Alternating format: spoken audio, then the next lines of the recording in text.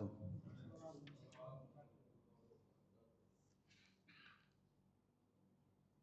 إن الحمد لله نحمده ونستعينه ونستغفره ونعوذ بالله من شرور أنفسنا وسيئات أعمالنا. من يهده الله فلا مضل له ومن يضلله فلا هادي له. أشهد أن لا إله إلا الله وحده لا شريك له وأشهد أن محمدا عبده ورسوله لا نبي بعده. قال الله تعالى: يا أيها الذين آمنوا اتقوا الله حق تقاته ولا تموتن إلا وأنتم مسلمون.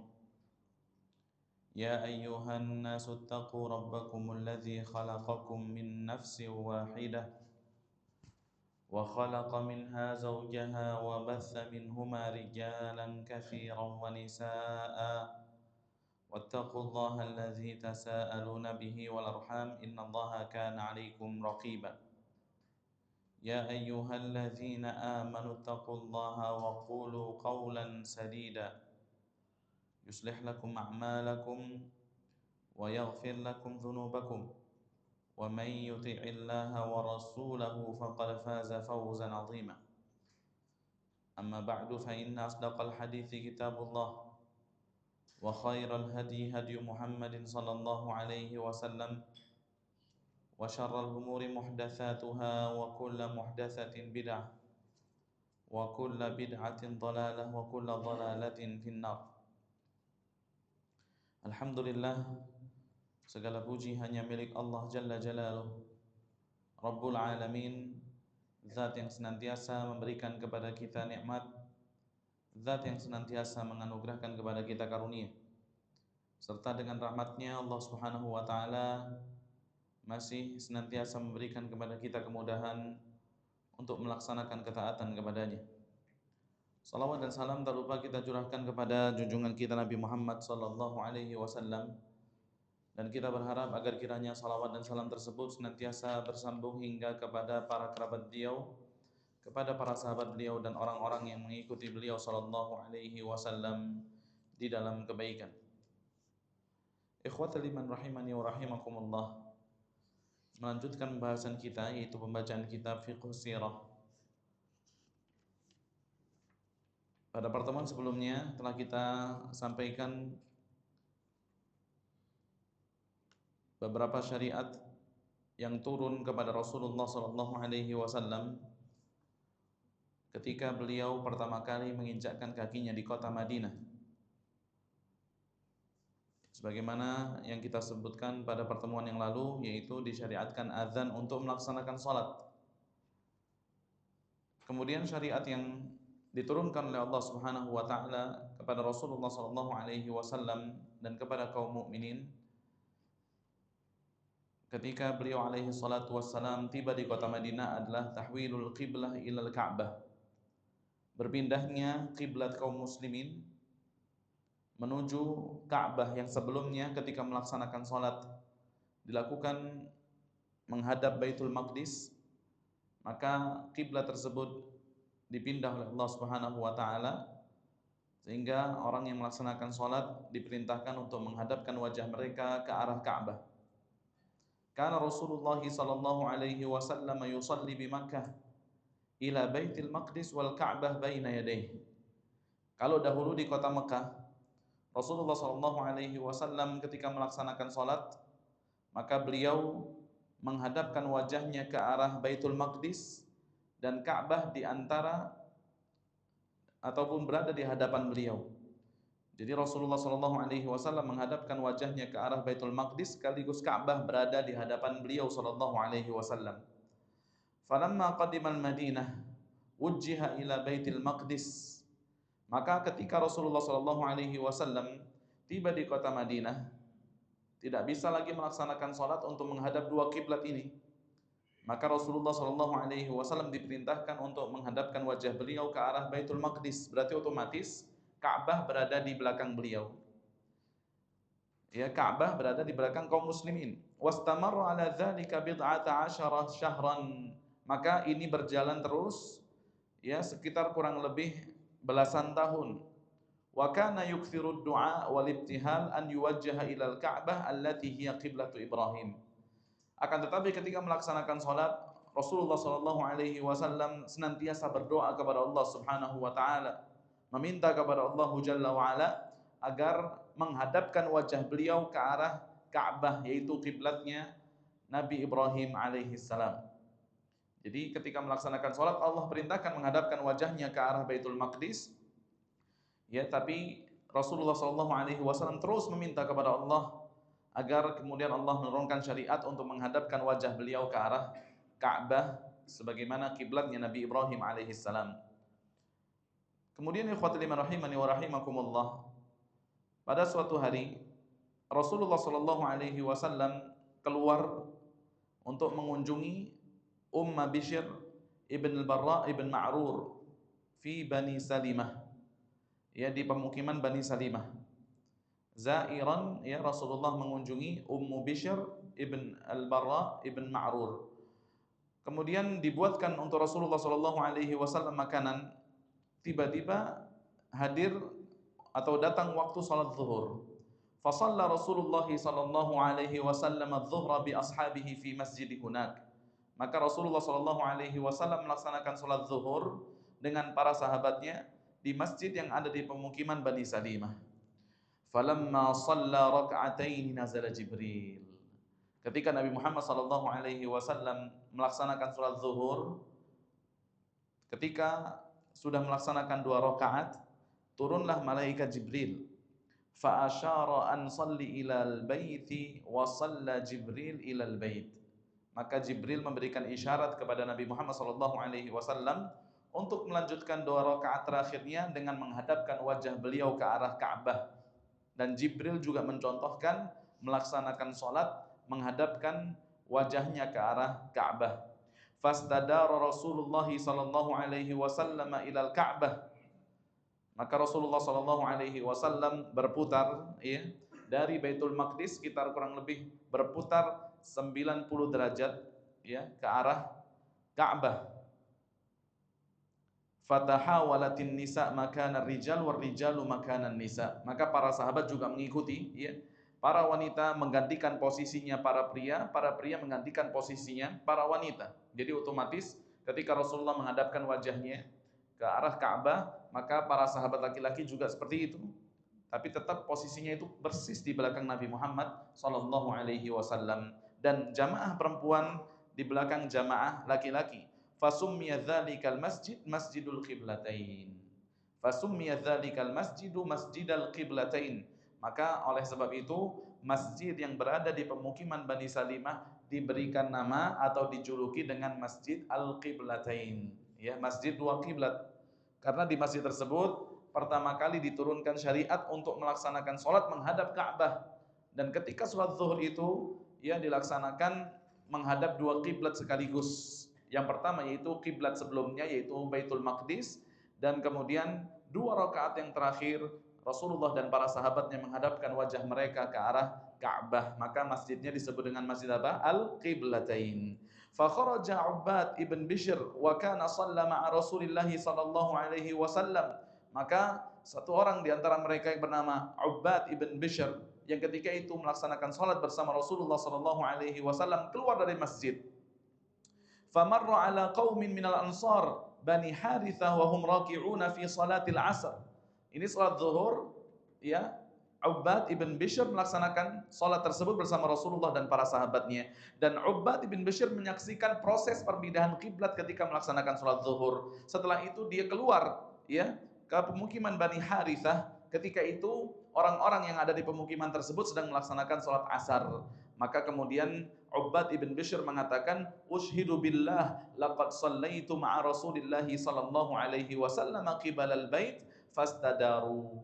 Maka Ubbad bin Bishr mengatakan, aku bersaksi dengan menyebut nama Allah, aku telah melaksanakan salat bersama Rasulullah sallallahu alaihi wasallam menghadap ke arah Ka'bah. Maka orang yang melaksanakan salat langsung mereka apa? Memutar, ya, arah kiblat mereka sebelumnya dari Baitul Maqdis menuju ke arah Ka'bah. Maka berkata juga Rafi ibn Khadij, wa atana atin wa nahnu nusalli fi Bani Abdil Ashhal faqala inna Rasulullah sallallahu alaihi wasallam qad umira an yuwajjaha ilal Ka'bah. Maka dikatakan oleh Rafi ibn Khadij, ketika itu kami sedang melaksanakan salat di pemukiman Bani Abdul Hashhal. Tiba-tiba datang seseorang, kemudian orang tersebut mengatakan, "Inna Rasulullah sallallahu alaihi wasallam qad umira an yuwajjaha ilal Ka'bah." Sesungguhnya Rasulullah sallallahu alaihi wasallam telah diperintahkan menghadapkan wajah beliau ketika melaksanakan salat ke arah Ka'bah.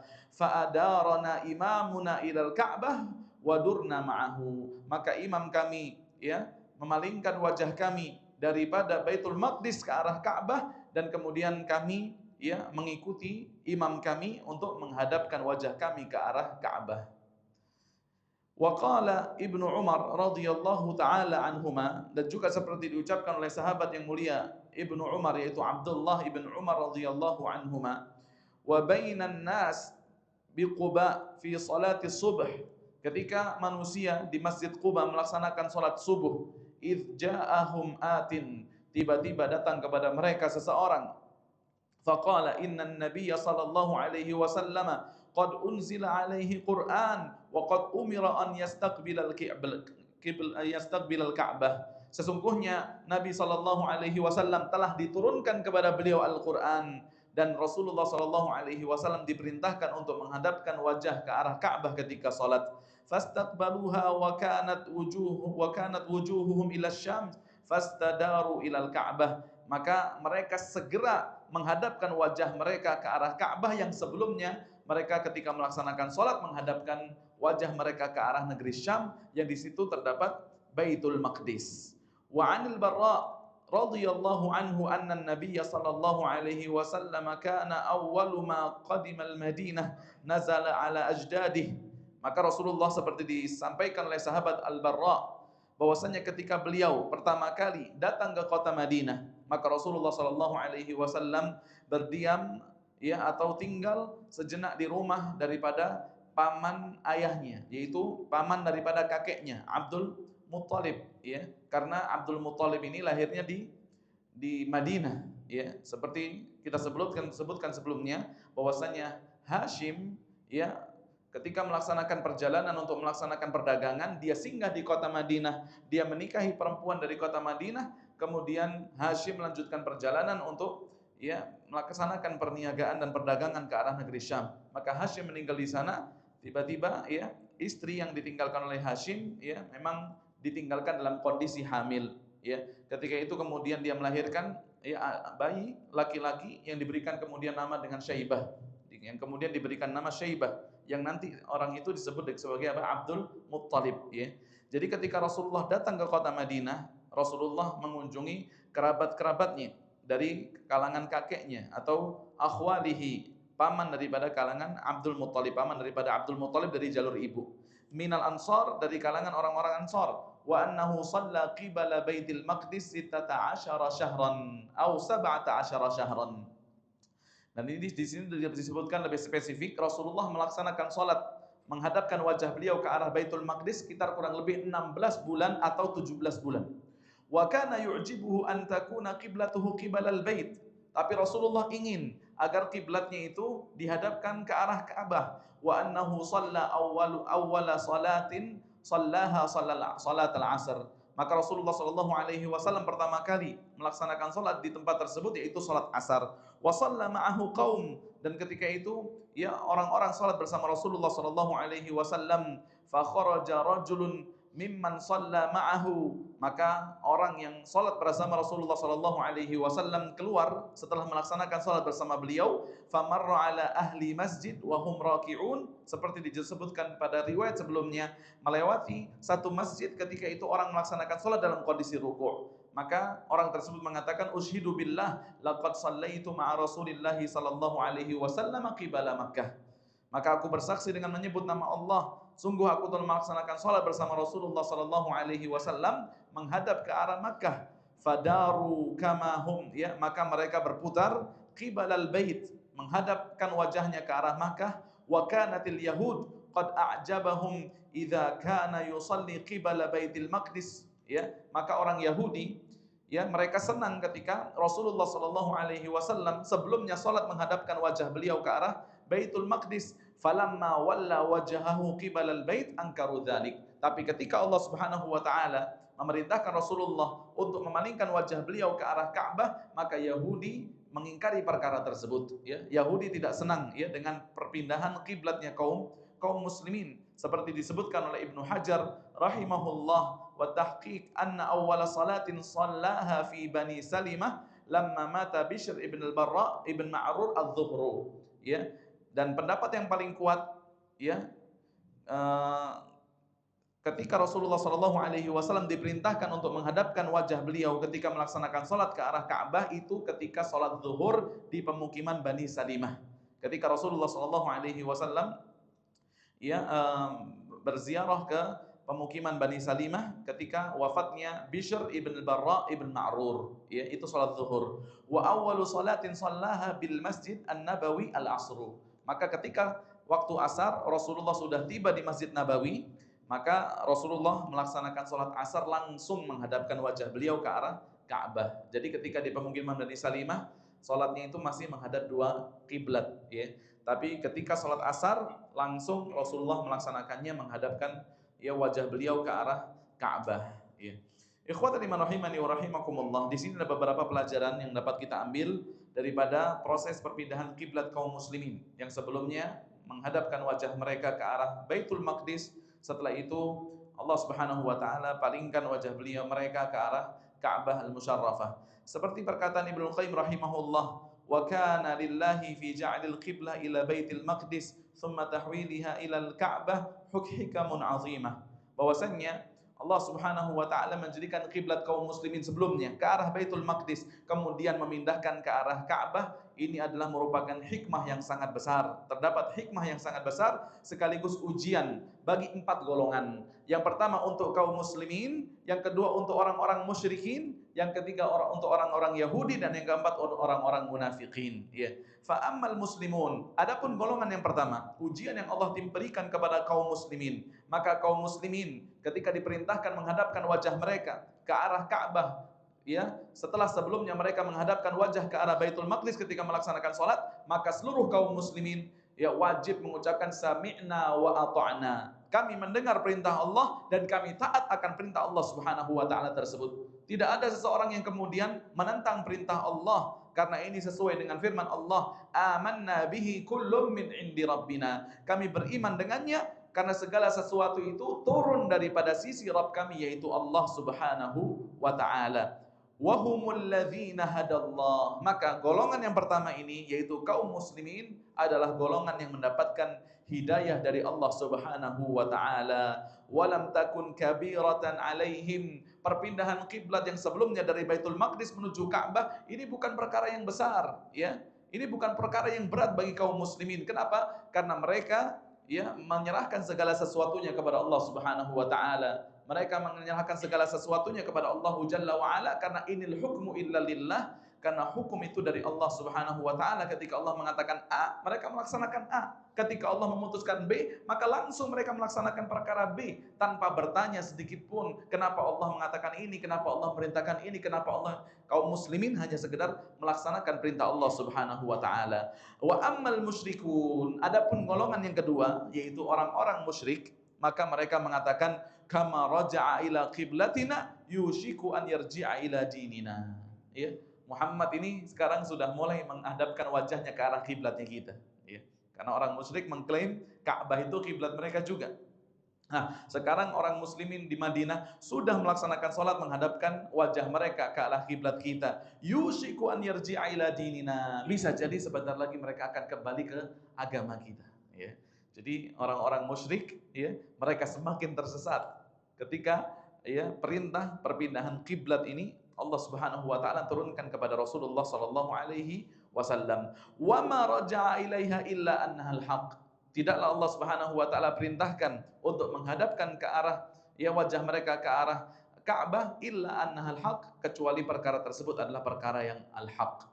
Wa ammal yahud, adapun golongan yang ketiga, tadi kaum muslimin sudah, orang-orang musyrikin sudah, adapun golongan yang ketiga yaitu orang-orang Yahudi, maka mereka mengatakan khalafa qiblatal anbiya qablahu walau kana nabiyyan lakana yusalli ila qiblatil anbiya. Bagaimana ini Muhammad menyelisihi kiblatnya para nabi sebelumnya? Kalau dia nabi yang benar, pasti dia akan sholat menghadapkan kiblatnya ke arah kiblatnya para nabi. Ya, jadi orang Yahudi juga terfitnah. Mereka semakin tersesat juga. Ya, semakin menentang Rasulullah Shallallahu Alaihi Wasallam. Kalau sebelumnya Rasul melaksanakan sholat menghadapkan wajah beliau ke arah Baitul Maqdis, mereka senang. Ya, tapi juga mereka tidak masuk ke dalam agama Rasulullah Shallallahu Alaihi Wasallam, tapi senang. Wah, Muhammad kiblatnya ke arah kiblat kami. Bahkan mereka jadikan ini sebagai bahan olok-olokan ya kepada Rasulullah Shallallahu Alaihi Wasallam dan kaum muslimin. Ya, gimana Muhammad tidak mengikuti agama kami, tapi ketika sholat kenapa menghadapkan wajahnya ke arah ya kiblat kami? Maka Allah Subhanahu Wa Taala menurunkan ya putusan, diperintahkan untuk menghadapkan wajah Rasulullah dan para sahabat ke arah Ka'bah. Maka orang Yahudi semakin marah ya. Ya, katanya nabi, kenapa kok menyelisihi kiblat nabi-nabi sebelumnya? Ya, nabi-nabi dari kalangan Bani Israel, kata mereka. Kalaulah dia nabi yang benar, tentu dia akan melaksanakan sholat menghadap kiblat para nabi. Wa ammal munafiqun, adapun golongan yang keempat, ya, yaitu orang-orang munafik, maka mereka juga semakin tersesat. Mereka mengatakan, ma yadri Muhammadun aina yatawajjah. Muhammad ini nggak ngerti kemana harus menghadapkan wajahnya ketika sholat. Kemarin menghadapkan wajahnya ke arah Baitul Maqdis, sekarang menghadapkan wajahnya ke arah Ka'bah. Gimana sih yang benar yang mana gitu ya? Orang munafik semakin terfitnah. In kanatil ula haqqan faqad tarakaha wa in kanatil tsaniyatu hiyal haqq faqad kana ala batil. Kalau yang pertama itu benar, kenapa kok ditinggalkan? Maksudnya apa? Menghadapkan wajah ke arah Baitul Maqdis, kalaulah itu benar, kenapa sekarang ditinggalkan? Dan kalaulah yang kedua, yaitu menghadapkan wajah ke arah Ka'bah itu benar, kenapa kok baru sekarang? Ya, jadi mereka juga terfitnah, ya, karena mereka tidak memiliki apa? Patokan, ya, bahwasannya segala sesuatu itu turun daripada sisi Allah Subhanahu wa taala, segala ketetapan Allah itu wajib untuk dilaksanakan. Wa kathurat aqawil as-sufaha, dan banyak orang-orang yang bodoh ya berbicara terkait perkara ini. Wa kanat kama qala Allah jalla sya'nuhu, ini seperti yang difirmankan Allah Subhanahu wa taala, wa in kanat lakabiratan illa 'alal ladzina hadallah. Proses perpindahan kiblat ini ya sungguh amat besar bagi mereka, menjadikan sesuatu yang menghebohkan untuk mereka, kecuali illa 'alal ladzina hadallah, kecuali bagi mereka yang mendapatkan hidayah dari Allah Subhanahu wa taala. Ya, jadi kaum muslimin dari zaman dulu sampai bahkan zaman sekarang, ketika dihadapkan dengan syariat Allah yang masuk akal ataukah yang nggak masuk akal, bahkan mereka tidak akan kebingungan. Kenapa? Karena ini memang keputusan Allah. Allah adalah pencipta kami, Allah yang memiliki kami, Allah yang memberikan rezeki kepada kami. Kapanpun Allah Subhanahu wa taala perintahkan, kemanapun Allah Subhanahu wa taala perintahkan, maka kami akan melaksanakan sholat sebagaimana perintah Allah Subhanahu wa taala. Ya. Wa kanat mihnatu minallahi imtahana biha ibadah. Ini ujian memang dari Allah Subhanahu wa taala untuk menguji hamba-hambanya, untuk melihat siapa yang mengikuti Rasulullah sallallahu alaihi wasallam atau bahkan yang kemudian mereka yang semakin ingkar kepada Nabi Muhammad sallallahu alaihi wasallam. Kemudian ikhwatal iman rahimani wa rahimakumullah, pelajaran berikutnya ya. Dari Qatadah rahimahullah, dia berkata, qultu li Sa'id bin Musayyib, aku berkata kepada Sa'id bin Musayyib, lima summu al-muhajirin al-awwalin, ya, kenapa kok ada istilah al-muhajirin al-awwalin, yaitu orang yang muhajirin yang kloter pertama. Al-awwalin itu seperti dikatakan muhajirin yang gelombang pertama. Berarti ada muhajirin gelombang kedua. Kenapa kok mereka disebut dengan muhajirin gelombang pertama? Maka dikatakan oleh Sa'id bin Musayyib, man shalla ma'an nabiyyi sallallahu alaihi wasallam al-qiblataini jami'an fahuwa minal muhajirin al-awwalin. Siapapun ya kaum muhajirin, ya, muhajirin berarti adalah sahabat dari kalangan ya yang tinggal di kota Makkah, kemudian mereka berhijrah ke kota Madinah, itu disebut muhajirin. Siapapun di antara mereka yang melaksanakan sholat dua kiblat sekaligus, pernah melaksanakan sholat dua kiblat ya bersama Rasulullah SAW, maka mereka mendapatkan istilah al-muhajirin al-awwalin ya. Orang yang hijrah di awal-awal ya, karena hijrah di awal atau hijrah di tengah atau hijrah di akhir ini menentukan apa? Menentukan hukum ya. Karena Rasulullah sallallahu alaihi wasallam mengatakan ya ummul qaum aqra'uhum li kitabillah, yang jadi imam adalah orang yang paling hafal dengan kitabullah. Aqra'uhum itu maknanya juga bisa dikatakan ahfadhahum, yang paling hafal, atau yang ahsanuhum qira'atan, yang paling bagus bacaannya. Ya. Kalau kemudian mereka sama, maka dilihat siapa yang paling faham terhadap sunnah Nabi Muhammad SAW. Kalau pemahaman mereka sama terhadap sunnah Rasulullah SAW, maka dilihat siapa yang lebih tua umurnya, atau kemudian siapa yang lebih dahulu Islamnya, kemudian siapa yang lebih dulu hijrahnya. Ya. Jadi ini ada sesuatu yang mengikat. Ya. Maka ada istilah orang yang muhajirin, yang hijrah kloter pertama, ada kemudian hijrah yang kloter selanjutnya. Ya. Maka ketika mereka disebut al-muhajirin al-awwalun, berarti mereka itu adalah al-muhajirun al-awwalun, berarti mereka itu adalah orang yang pernah melaksanakan sholat menghadap Baitul Maqdis, kemudian menghadap Ka'bah bersama Rasulullah sallallahu alaihi wasallam. Ya. Kemudian ikhwatal iman rahimani wa rahimakumullah, pelajaran yang berikutnya terkait dengan perpindahan kiblat ini, maka kita lihat subhanallah bagaimana para sahabat Rasulullah sallallahu alaihi wasallam itu segera untuk menyambut seruan Allah Subhanahu wa taala. Segera untuk menuju kepada keridhaan Allah, melaksanakan perintah Allah Subhanahu wa taala. Kabar yang sampai kepada mereka langsung dilaksanakan. Bahkan yang ketika itu mereka sedang melaksanakan sholat, langsung memindah kiblat mereka ke arah yang Allah Subhanahu wa taala kehendaki, tanpa bertanya, tanpa nanti dulu deh pindah kiblatnya setelah sholat yang ini gitu, enggak. Tapi langsung mereka melaksanakan perkara tersebut. Ketika datang seseorang mengatakan usyhidu billah, orang tersebut kemudian bersaksi, bersumpah dengan menyebut nama Allah bahwasanya dia melaksanakan sholat menghadapkan wajahnya ke arah Ka'bah bersama Rasulullah, langsung para sahabat yang lainnya itu mengikuti perkara ataupun ucapan daripada orang yang bersumpah tadi, menghadapkan wajah mereka ke arah Ka'bah, tanpa kemudian bertanya, tanpa nanti dulu, tanpa udah deh sholat yang ini nanggunglah, menghadapkan ke arah Baitul Maqdis dulu lah, baru nanti sholat setelahnya, enggak. Tapi para sahabat langsung menghadapkan wajah mereka ke arah yang Allah Subhanahu wa taala kehendaki. Maka di sini Ibnu Katsir rahimahullah mengatakan, fa haitsuma wajjahana subhanahu tawajjahna, maka kemanapun Allah menghadapkan wajah kita ketika melaksanakan sholat, maka kami akan menghadapkan wajah kami. Fatta'atu fi imtithali amrih, maka ketaatan kepada Allah yaitu dengan cara melaksanakan perintah Allah Subhanahu wa taala. Walau wujihna fi kulli yaumin marrat ila jihatin muta'addidatin fanahnu abiduh. Bahkan kalaulah, kata Ibnu Katsir, kita diperintahkan untuk menghadapkan wajah kita ketika melaksanakan sholat, ketika zuhur misalnya ke arah barat, ketika asar ke arah timur, ketika subuh misalnya ke arah utara dan seterusnya, maka kita akan mengikuti perintah Allah Subhanahu wa taala. Kenapa? Karena kita memang adalah hamba Allah Subhanahu wa taala, Kita adalah budak Allah Subhanahu wa taala. Kemanapun Allah perintahkan, maka kita akan mengikuti perintah Allah Subhanahu wa taala. Jangankan diperintahkan sekali, kalaulah satu hari ada beberapa kiblat yang harus kita melaksanakan sholat menghadapkan wajah kita ke arah kiblat tersebut, maka kita akan ikut. Kenapa? Karena kita adalah hamba Allah Subhanahu wa taala, yaitu makhluk Allah yang diciptakan oleh Allah Subhanahu wa taala. Adapun pelajaran yang berikutnya, ikhwatal iman rahimani wa rahimakumullah, kana tahwilul qiblah fursah li a'da'il Islam li itharati syubuhat haulal Islam wal muslimin.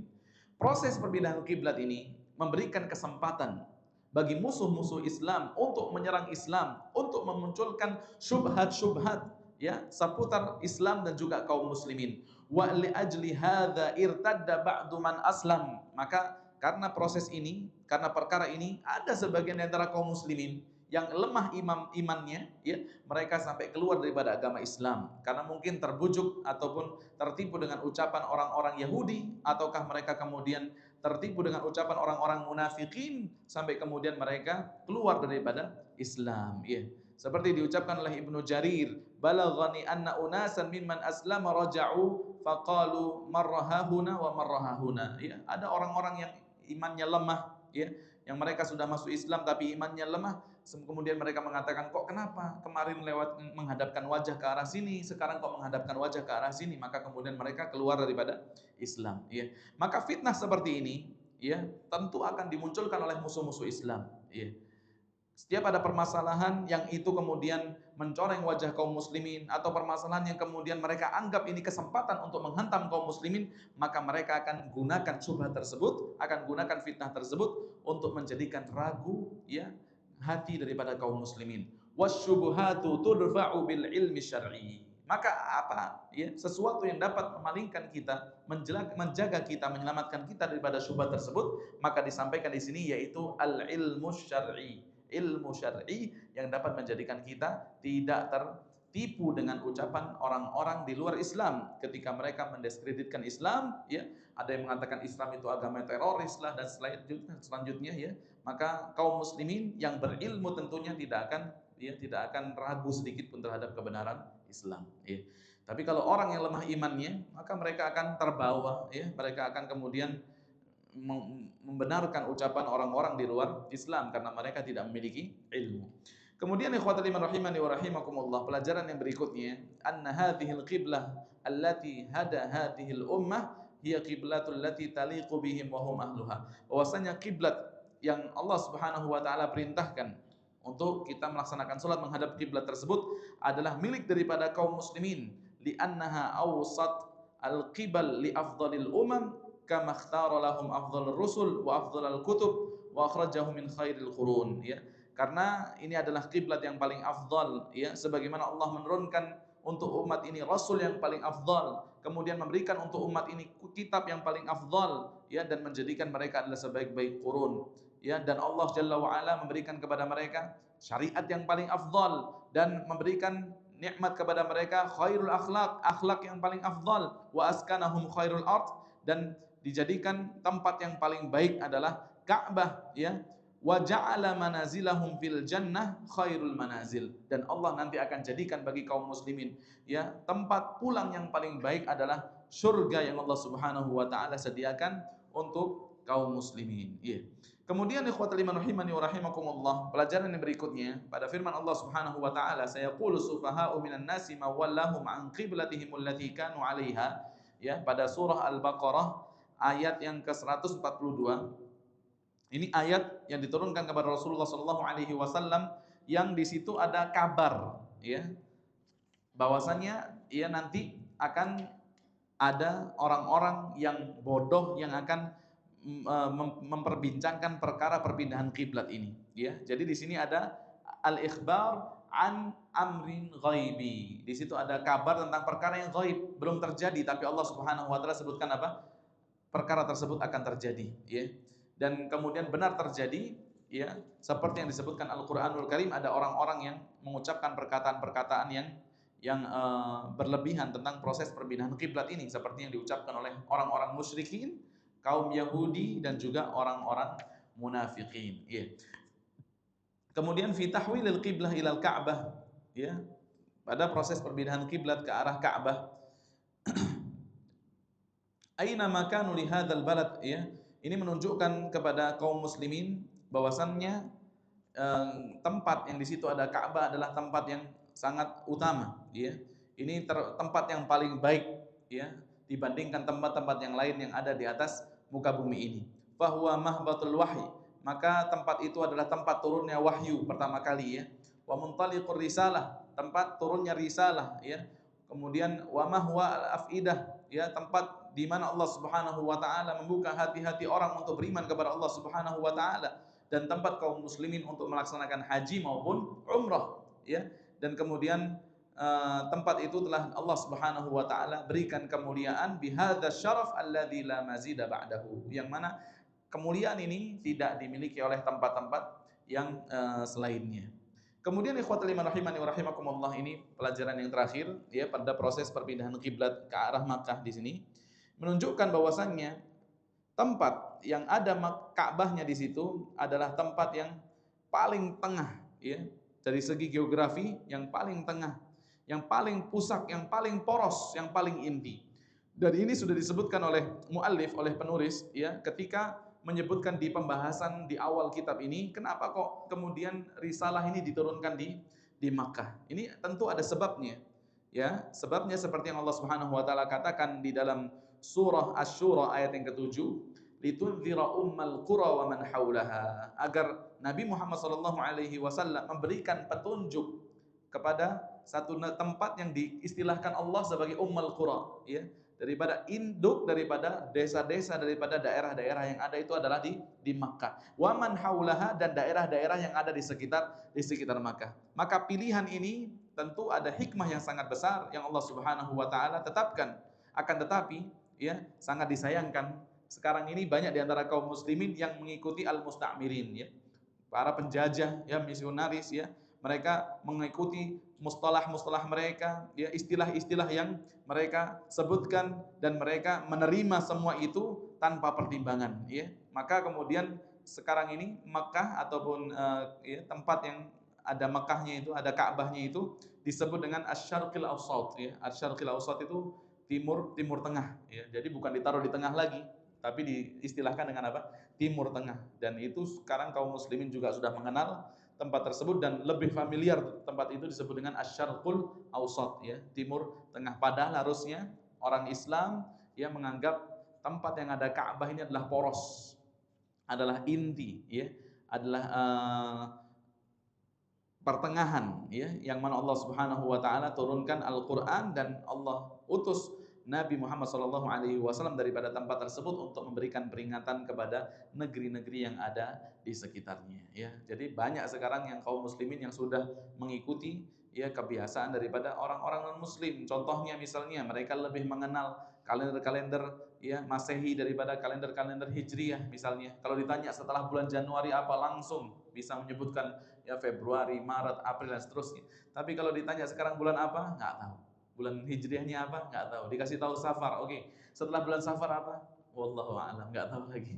Ya, karena apa? Karena memang mereka sudah dipalingkan ya daripada syiar-syiar agama Islam, ya, daripada syiar-syiar agama Islam yang ini hendaknya kemudian kita kembali untuk mengagungkan syiar-syiar Allah Subhanahu wa taala. Ya, mungkin ini yang dapat kita sampaikan di dalam pembahasan pada pertemuan kali ini, yaitu proses perpindahan kiblat kaum muslimin ya, dari sebelumnya melaksanakan sholat menghadap Baitul Maqdis, kemudian mereka menghadapkan wajah ke arah Ka'bah untuk melaksanakan sholat. Baik. Mungkin sebelum ditutup ada yang mau ditanyakan, tafadhol saya.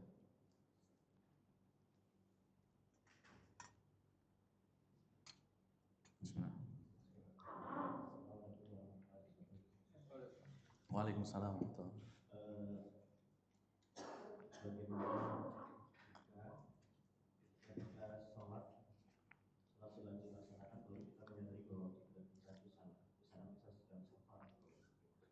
Kemudian yang kedua adalah kita ketahui di Indonesia ini mengalami perpindahan kiblat, yang dulu itu banyak masjid yang kemudian digeser arah kiblat. Itu bagaimana, Ustaz? Oke. Ya, ketika seseorang melaksanakan sholat, maka diperintahkan dia untuk ya menentukan posisi kiblat. Ya, kalau ada penandanya, insya Allah aman lah kita melaksanakan sholat ke arah yang benar. Tapi kalau misalnya tidak ada penandanya dan kita diharuskan untuk menentukan arah kiblat, ya, maka kita dianjurkan untuk kemudian menghadapkan wajah kita ke arah yang kita prediksi di situ adalah arah kiblat ya. Mungkin ditentukan dari bayangan satu benda misalnya, kalau arah matahari dan seterusnya ya, maka kita melaksanakan sholat menghadap ke arah tersebut.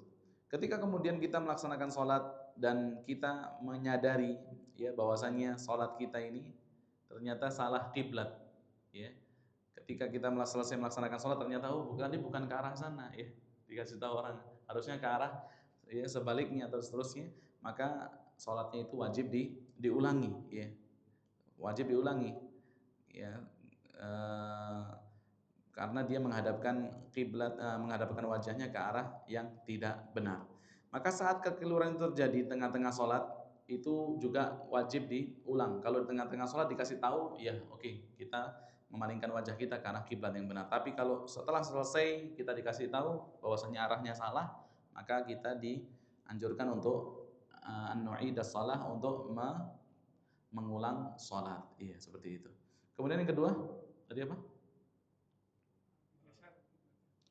Zaman sekarang ada proses ya pergeseran ya, seperti itu. Katanya bergeser beberapa derajat lah dan seterusnya ya, sesuai dengan kemampuan ya. La yukallifullahu nafsan illa wus'aha. Allah tidak membebankan ya kepada satu jiwa kecuali sesuai dengan apa yang dapat dia tanggung ya.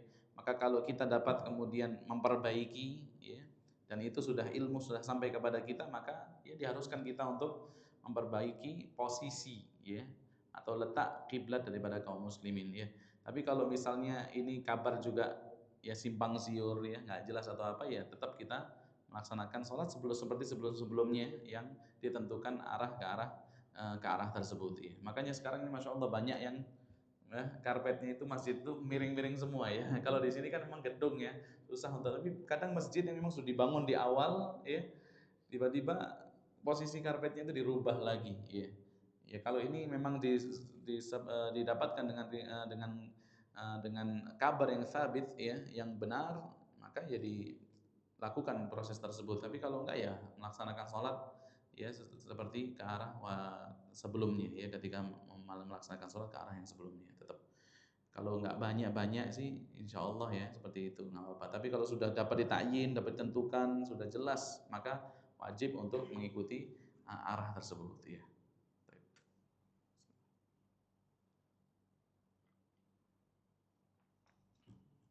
Ada lagi?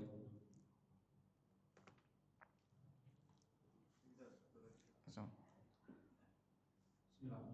Kadang-kadang selalu ada kabar hari ini matahari tepat berada di atas Ka'bah. Nah, kemudian itu menjadi patokan, apakah itu sahih?